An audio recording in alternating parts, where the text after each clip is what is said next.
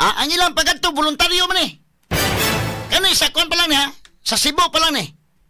Di arita mga kagalaan sa kon. Ano man nakakita sila sa aktual nga sitwasyon ron.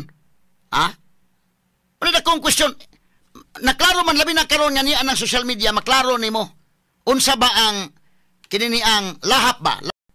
Ang unang pangutana kini bang pagdakop ni kanhi Presidente Rodrigo Duterte valid ba ni? Doon na ba legal basis? Ang sunod mga higala, ang prosesos pagdakop na sakto ba? Tawa?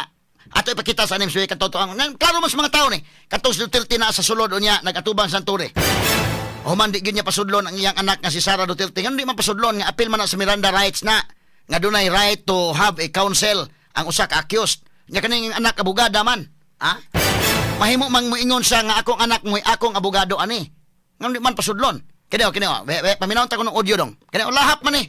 Foul ni. At pwede audio. Ako ang humingi ng record. Ang anak mo pupunta dito.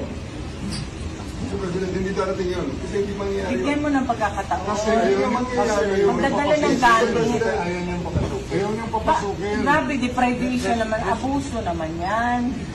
Hayaan mo lang makita nila ang tatay nila. 80 anyos. Kung gano'n, okay lang. Kung hindi niyo papasukin, make it clear. Yes sir, hindi papasukin sir. Hindi niyo. Ano magkana? Fresh kamay dong. Yes sir, hindi papasukin sir. Imagine ka na, dili ba na foul?